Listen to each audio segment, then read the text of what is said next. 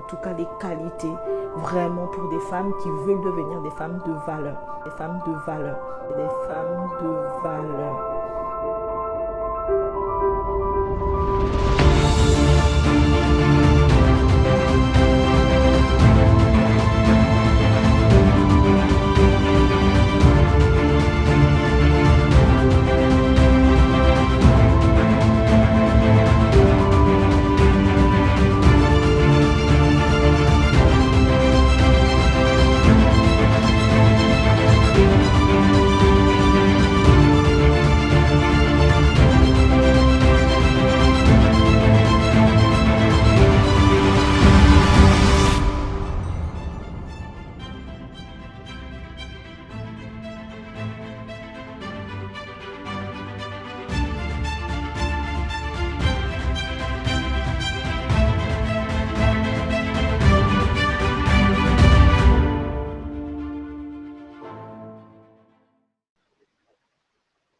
Oui, bonjour Madame Claudia, c'est un honneur aussi pour moi d'être avec vous aujourd'hui. C'est vraiment un honneur, c'est un privilège.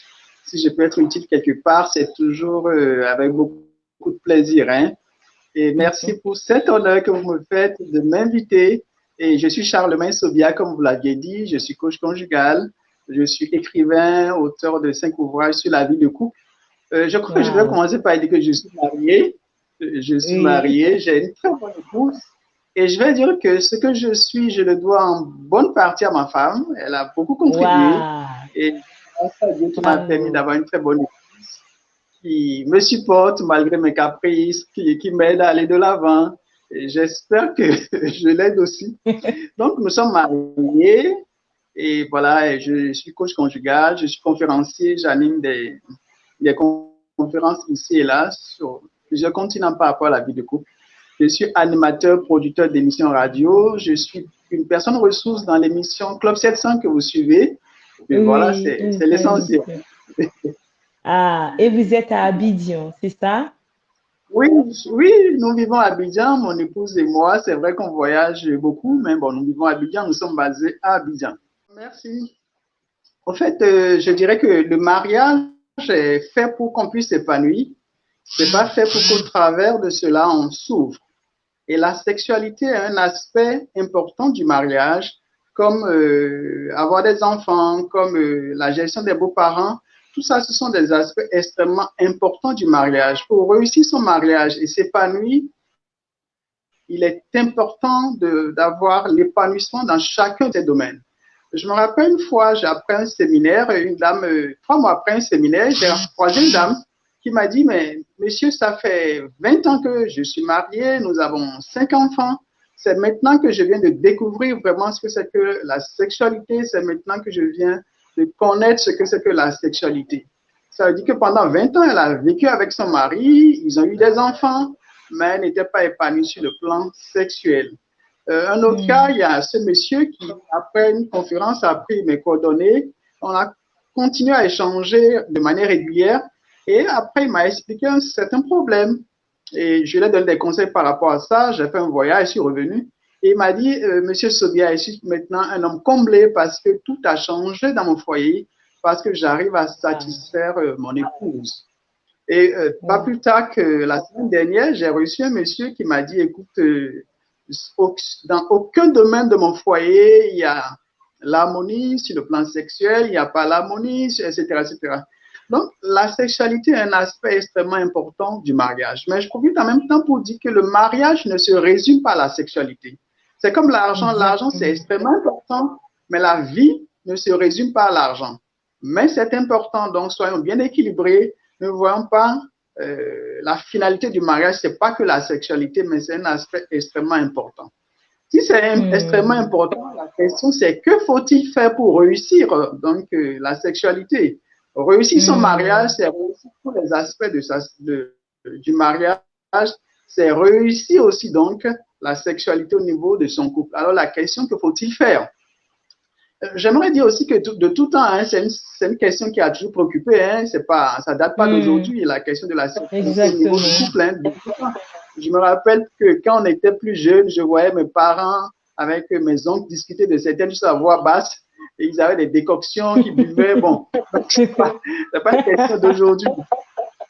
Alors, la question donc fondamentale, c'est que faire pour réussir la sexualité de son couple? Je dirais que lorsque un enfant, son corps chauffe, on peut lui donner des Doliprane, ceci ou cela, c'est pas mauvais. Mais au-delà, c'est chercher à savoir pourquoi son corps chauffe, pourquoi il fait de la fièvre.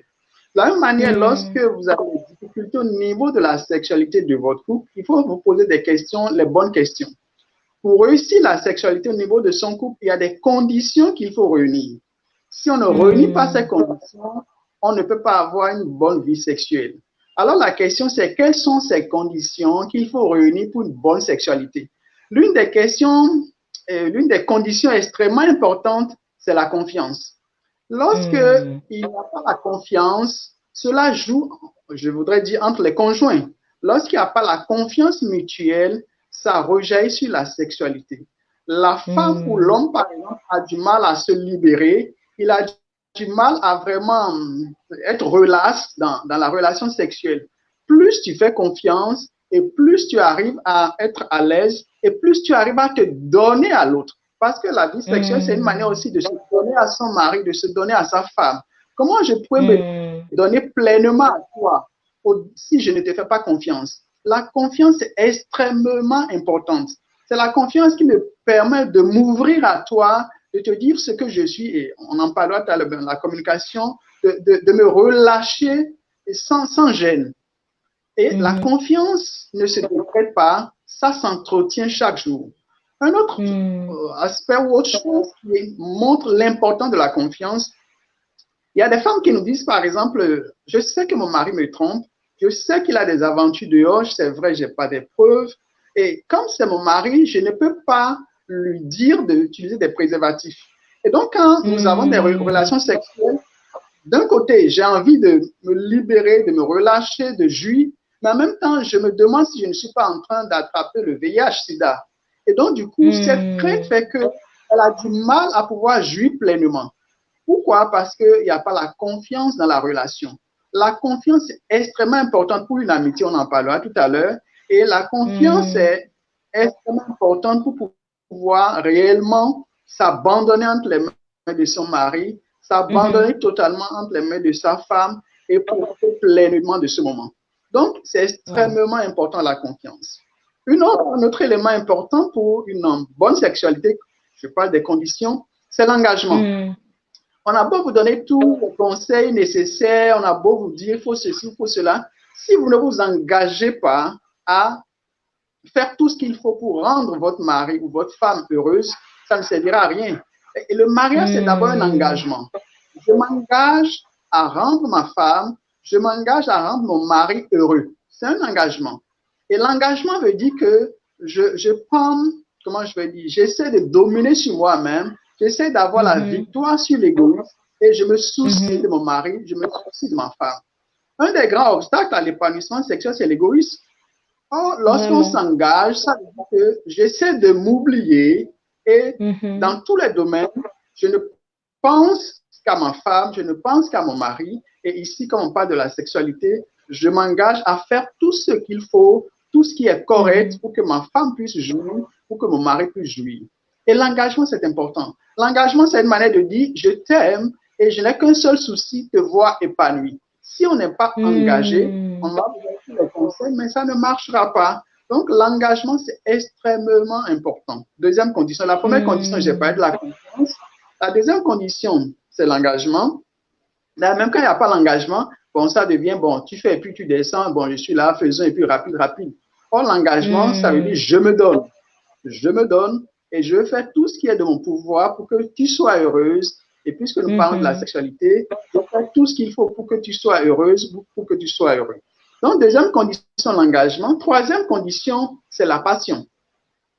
Si on prend la nourriture, par exemple, moi, je ne suis pas un passionné de nourriture. Hein. Je mange parce que pour manger, pour vivre, mais je ne suis pas un passionné de nourriture. Pour une bonne vie sexuelle, il faut aussi de la passion.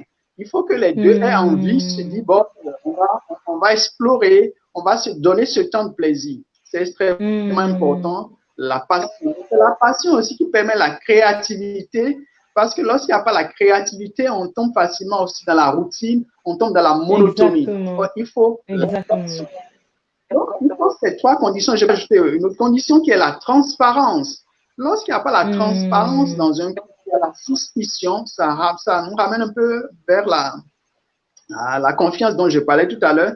Lorsqu'il n'y a pas la transparence, c'est difficile de pouvoir avoir une vie sexuelle épanouie, de pouvoir se libérer, etc. Donc, voilà plus ou moins les grandes conditions qu'il faut pour une bonne vie sexuelle. La question que chacun doit se poser, est-ce que nous arrivons à réunir ces conditions? Si vous ne réunissez pas ces conditions, vous aurez tout au plus un rapport sexuel amélioré, mais vous n'aurez pas l'intimité sexuelle, vous ne pouvez pas faire l'amour. Donc, comme je disais, lorsque l'enfant, le corps chauffe, il est important de se demander qu'est-ce qui fait que son corps chauffe. Il faut se demander si notre vie sexuelle n'est pas au bon niveau, si nous n'arrivons pas à avoir une bonne vie sexuelle, pourquoi, quelles sont les conditions qui manquent et que pouvons-nous faire pour réunir ces conditions ou pour améliorer l'existence de ces conditions. Mais ces conditions dont je viens de parler sont plus ou moins aussi les conditions qu'il faut pour une bonne communication. Et la communication est extrêmement importante pour une bonne vie sexuelle. D'abord, communiquer avec sa femme, c'est une manière de lui dire je t'aime. Je t'aime et je veux partager avec toi. Communiquer avec son mari, c'est une manière de dire je t'aime, je veux partager avec toi. Imaginez un homme et une femme qui mettent des sparadraps sur la bouche toute la journée et puis le soir, arrivé dans la chambre, il dit bon, faisons l'amour. Ça va être difficile. On ne peut pas faire l'amour là où il n'y a pas l'amour. La communication, c'est extrêmement important. C'est la communication qui te permet de connaître qui est ton mari, de connaître qui est ta femme, de savoir comment la prendre, etc., etc. Chaque femme est unique, chaque homme est unique. On ne peut pas dire voici. Et c'est en communiquant avec ta femme que tu pourras mieux la connaître et c'est en communiquant avec ton mari que tu pourras mieux le connaître. Je vous donne cet exemple. Il y a cette femme qui est allée au travail, elle a eu des difficultés avec son patron. Son patron n'a pas été du tout correct envers elle et elle a été frustrée toute la journée. Elle arrive à la maison et elle parle de ça à son mari. C'est à peine si le mari l'a écouté. Le minimum, c'est de dire, ah, vraiment, du courage, je partage avec toi tes douleurs, etc. Il n'a absolument rien dit. Et puis après, arrivé en chambre, il dit, ah non, ça ne passera pas. Le minimum, c'est de l'écouter, de partager ses préoccupations, qu'elle se sente aimée. Le minimum, c'est de l'aider à évacuer ses stress de la journée. Et une fois les stress évacués, elle pourra se disposer pour une vie sexuelle. Donc, la communication permet de se libérer. Et une fois, parce que la communication n'est pas que, on parle de la communication, l'intimité sexuelle, ce n'est pas que physique, mais c'est la rencontre du cœur et la rencontre des pensées, tout ça. Donc, lorsqu'il n'y a pas une bonne communication, on ne se connaît pas et on est là et puis ça ne passe pas. Malheureusement, nous n'accordons pas assez d'importance à la communication. C'est la communication aussi, on verra tout à l'heure, qui te permet de savoir les zones érogènes de ta femme, de savoir comment elle aime son mari, etc., etc. Donc, s'il n'y a pas une bonne communication, il est extrêmement difficile d'avoir une bonne vie sexuelle. Et c'est de tout ce que nous devons de voir, au fait, constitue, je dirais, la fondation pour une bonne vie sexuelle. Je dirais, constitue les éléments qu'il faut pour une bonne amitié. Autrement, pour une bonne vie sexuelle, il faut d'abord chercher l'amitié entre conjoints. Or, malheureusement, on ne pense pas à l'amitié et on fait du jumping, on saute et on veut avoir une bonne vie sexuelle. C'est impossible. Vous aurez tout au plus un rapport sexuel amélioré, mais pas une vie sexuelle de qualité. Cherchez à des amis. L'amitié, c'est extrêmement important. Et lorsque on ne cherche pas des amis, par exemple, on verra ça tout à l'heure, on va vous dire la préparation, vers 16h, il faut envoyer un SMS à votre femme, il faut la préparer, tout ça. Lorsqu'il n'y a pas l'amitié dans vos relations, et à 16h, tu envoies un SMS pour dire je t'aime, elle sait où tu veux en venir, et ça ne donne pas de bons résultats. Ça devient un SMS intéressant, ça devient, c'est comme on parle de sourire commercial. Mais lorsque vous avez comme souci tous les deux d'être amis, et vous cultivez cela, vous faites de ça votre style de vie, lorsque tu envoies un SMS à 16h ou à 17h pour dire des mots doux, ça passe. Il est extrêmement important d'avoir comme priorité être des amis et non d'avoir comme priorité une vie sexuelle épanouie. Lorsque vous avez comme priorité l'amitié, ça vous amène à faire attention à tous les éléments qui rentrent en jeu. Et la sexualité fait partie. Or, malheureusement, on oublie ça et on se focalise sur le sexe. On doit s'intéresser à la personne dans sa globalité, chercher son épanouissement dans sa globalité. Et lorsque tu cherches son épanouissement dans sa globalité, la sexualité fait partie donc. Et donc, la sexualité entre dedans. Et donc, vous êtes des amis. Et quand vous êtes des amis, ça joue même sur la fréquence sexuelle. Ça joue même sur la qualité, etc. Cherchons à être des amis, mari et femme. On ne peut pas être amis si on ne communique pas, si on n'échange pas, si on ne partage pas. Si on n'est pas amis, on est simplement deux colocataires qui, à des moments donnés, se rencontrent pour des rapports sexuels. Or, on n'a pas besoin simplement des rapports sexuels. On a besoin de l'intimité sexuelle. On a besoin de faire l'amour. Wow. On ne peut pas parler d'intimité sexuelle là où il n'y a pas l'intimité. Il doit y avoir intimité dans la relation. Et un aspect de cette intimité, c'est l'intimité sexuelle. Faisons l'amour. Faisons l'amour, ça veut dire quoi? Il y a l'amour et un aspect, puisqu'il y a l'amour dans la relation, un aspect, c'est sur le plan sexuel. Je voudrais aussi dire que c'est un système de vaste communication. La communication aussi, je reviens un peu en arrière. Un ami me disait, lorsque j'ai une bonne vie sexuelle avec mon épouse, je dors bien et le lendemain, je suis disposé à vraiment communiquer avec elle. Donc, une bonne vie sexuelle rejaillit sur la communication, comme une bonne communication aussi rejaillit sur l'intimité sexuelle. Donc, ce n'est pas des choses qu'on peut séparer comme ça, mais c'est des choses, comme je disais, c'est le principe de vase communicant. Une bonne amitié nous conduit facilement à l'intimité sexuelle et l'intimité sexuelle nous aide à renforcer aussi l'amitié. Et c'est pour ça qu'il faut se focaliser sur l'amitié, chercher à être vraiment des amis, chercher à découvrir son mari, chercher à découvrir sa femme, chercher son épanouissement sur tous les plans. Et ça, pour arriver à cela, il faut tout ce que nous venons de voir comme fondation. Alors, s'il y a la fondation, s'il y a cette amitié, alors passons maintenant à, je dirais, la relation sexuelle, même comment ça doit se pratiquer. Il y a trois grandes phases, il y a trois étapes. Et la communication est toujours à la base. La première étape, c'est ce que nous appelons préparation. La préparation ici, c'est déjà, comme on dit de manière simple, un SMS à 16 heures, etc. Mais comme je l'ai dit, lorsqu'il n'y a pas une amitié, un SMS à 16 heures, ça n'a pas d'effet. Ou une gentillesse spontanée, ça n'a pas d'effet. Lorsqu'il y a une amitié déjà dans la relation, une gentillesse ne fait qu'apporter un bonus. Et ça fait vraiment du bien. Arrivé au niveau des caresses, je ne vais pas trop m'approfondir parce que, bon, je ne sais pas, il y a peut-être des femmes, des hommes qui sont célibataires qui nous écoutent. Je ne vais pas aller trop en profondeur. Lorsqu'il y a une conférence, j'ai en face de moi des couples, je peux beaucoup plus me lâcher. Bon, là, je vais dire l'essentiel. Au niveau des caresses, qui est la première partie de l'intimité sexuelle, la communication joue un grand rôle. Quand on parle des zones érogènes, il y a des femmes, par exemple, leurs zones érogènes, ce sont les cuisses. Il y a des femmes, ce sont les épaules. C'est vrai, de manière générale, quand on parle de zones érogènes, on va penser au sein, on va pas penser au clitoris, etc. C'est pas mauvais, mais ça varie d'une femme à une autre. C'est là, en communiquant avec sa femme ou avec son mari, parce qu'on n'est pas Dieu pour savoir à l'avance. Elle pourra te dire, voici. Tu l'écoutes et tu mets en application. Donc, c'est à elle de te guider, c'est à toi aussi de la guider. Ça suppose la communication. Une des différences entre l'homme et la femme, c'est que l'homme n'a pas besoin d'un long moment de préparation, 2 ou 3 minutes, ou bien sûr qu'il voit sa femme nue et puis il est déjà préparé. Mais la femme, elle a besoin d'un long temps de préparation. Et ça veut dire que l'homme, même si tu es déjà préparé, tu dois attendre que ta femme soit aussi au bon niveau de préparation avant de se lancer. Et si je regarde ce que je disais tout à l'heure, lorsqu'il n'y a pas l'engagement, lorsqu'on est égoïste, après 2 minutes, tu es préparé et puis tu l'obliges à aller à une autre étape alors qu'elle n'est pas encore prête. Et c'est pour ça, c'est important l'engagement. Mon seul souci, c'est que tu sois heureuse. Mon seul souci, c'est que tu sois heureux. Je m'engage. Et comme tu as besoin de plus de temps de préparation, c'est vrai, après 2 minutes, je suis prêt, mais je te donne le temps nécessaire qu'il faut pour que tu sois prête. Et on continue jusqu'à ce que tu sois prête. Et si possible, elle vous dit, maintenant, je suis assez prête, on peut aller à une autre étape.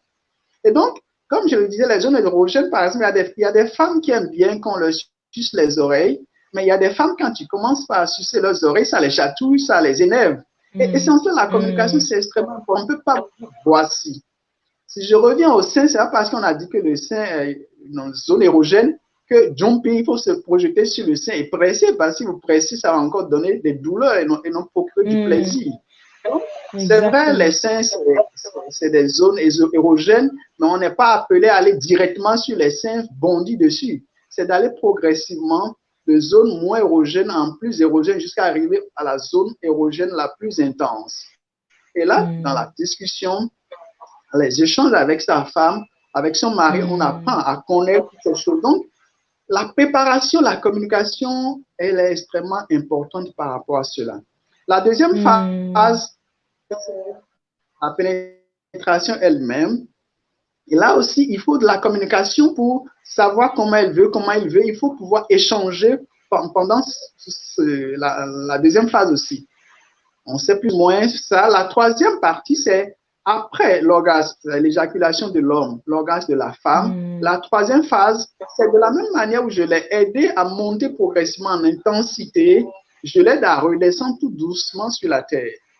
Malheureusement, je dirais à cause des débauches d'énergie de l'homme, beaucoup de maris, une fois ils ont fini d'éjaculer, la seconde qui suit, ils commencent à dormir et puis ils oublient la femme. Et là, la femme se sent utilisée comme un objet sexuel. Or, il faut l'accompagner progressivement sur terre. De la même manière où l'homme monte facilement, la préparation a besoin de quelques secondes pour redescendre. Quelques secondes, il lui redescend. La femme monte progressivement et elle redescend progressivement. La femme, elle est délicate par nature et il faut pouvoir prendre en considération et, je dirais, utiliser tout l'art possible. Faire l'amour, c'est de l'art. Et on ne peut pas le faire si on n'est pas engagé. Vraiment de l'art. Je veux que tu puisses t'épanouir sur tous les plans et t'épanouir aussi dans le domaine sexuel. Il est vraiment donc important de pouvoir voir toutes ces choses et pouvoir explorer. C'est un moment de rencontre, un moment pour dire à sa femme, pour dire à son mari, je t'aime et je voudrais que tu puisses passer de bons moments, comme on a l'habitude d'en passer, même par rapport à la vie sexuelle.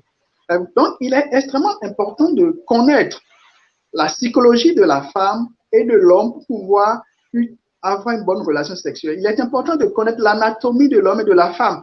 L'homme, par exemple, l'éjaculation pour l'homme, c'est l'orgasme, pardon, chez l'homme, c'est l'éjaculation, tandis qu'au niveau de la femme, c'est plus émotionnel, contrairement à l'homme où c'est physique. Et tout ça, il faut le savoir et pouvoir l'apprendre avec délicatesse, l'amener à pouvoir se relâcher, s'abandonner en vos mains. Et il est extrêmement important par rapport pour arriver à tout ceci. Quand on prend l'homme et la femme, l'homme, sa vie sexuelle réelle, je dirais, l'appareil reproducteur fonctionne véritablement à partir de la puberté jusqu'à sa vieillesse. Par contre, la femme, jusqu'à la puberté, il n'y a pas les menstruations, et à partir de la puberté, les menstruations jusqu'à la ménopause. Et donc, il y a cette période, et après, il y a encore, je dirais, son cycle sexuel se met, je dirais, au repos. Et donc, il y a plusieurs phases de la femme. Par contre, au niveau de l'homme, c'est pas comme ça à partir du moment où il arrive à la puberté, il y a le fonctionnement continu jusqu'à sa mort. La femme, c'est pas comme ça. Il y a la ménopause. La période de fécondité aussi est une période où la femme a plus envie d'avoir de l'intimité sexuelle. Et à l'homme de comprendre ces choses, de pouvoir savoir vraiment l'aider. J'oubliais tout à l'heure, un des éléments extrêmement importants pour une bonne vie sexuelle, je parlais de l'amitié, mais c'est aussi la sécurité. La femme ne peut pas vraiment jouir si elle ne se sent pas en sécurité avec son homme. Et il est important, et ça aussi c'est un aspect de l'amitié, l'homme doit faire tout possible pour qu'elle puisse se sentir en sécurité, avoir l'assurance que tu es là pour elle, avoir l'assurance que tu es à elle et que tu es à elle, rien qu'à elle. Et donc, ce sentiment de sécurité, c'est tout ceci qui fait que les choses se passent très bien. Et je dirais que pour réussir la vie sexuelle, je dirais en chambre, tout dépend de la qualité de l'ambiance au salon. Lorsqu'au salon, il n'y a pas une bonne ambiance, en chambre, ça ne donnera pas grand-chose. Et donc, ne nous focalisons pas sur la chambre, le lit conjugal, mais focalisons sur le salon, je vais dire. Faisons tout pour qu'il y ait une très bonne ambiance et la bonne ambiance va rejaillir sur la chambre. Malheureusement, on fait les choses à l'envers et ça ne marche pas. Donc, voilà un peu ce que je peux dire par rapport à la vie sexuelle, comment réussir la sexualité de son couple. Une fois de plus, il y a des aspects que je n'ai pas abordés parce que je ne sais pas très bien l'auditoire. On peut peut-être après en parler au niveau des questions. Autre chose qui vient souvent, c'est la fréquence. En termes de fréquence, à supposer que la femme aimerait 2 fois par semaine et l'homme aimerait 4 fois par semaine, la femme doit chercher l'épanouissement de son mari, comme je l'ai dit, et le mari doit chercher l'épanouissement de sa femme. Ça veut dire qu'en tant que femme, c'est vrai, tu aimerais 2 fois par semaine, puisque mon souci, c'est que tu sois heureux en tant qu'époux, je fais l'effort d'aller à 3 pour te satisfaire. Et le mari aussi, pour ne pas prendre ta femme comme une machine sexuelle, c'est vrai, j'aimerais 4 fois.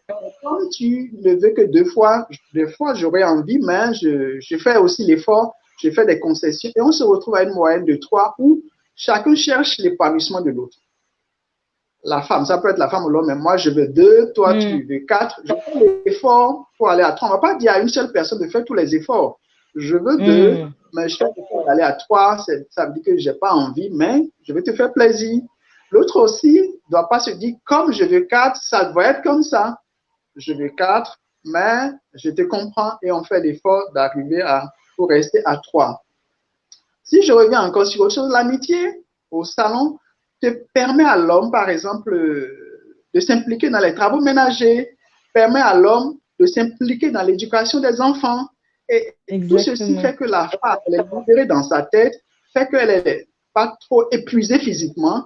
Et l'économie que vous l'aidez à gagner au salon, vous récupérez ça en chambre. On ne fait pas exprès pour récupérer. Est-ce que vous l'avez aidé par rapport à l'éducation des enfants? Elle est un peu plus soulagée parce qu'elle n'est pas seule à faire face au stress, à la fatigue des enfants. Vous l'avez aidé peut-être dans les travaux ménagers, tout ça. Elle est plus disposée. Ça crée une bonne ambiance. Ça vous aide à vous rapprocher davantage l'un de l'autre et des amis. Et ça se récupère en chambre le plus rapidement que possible.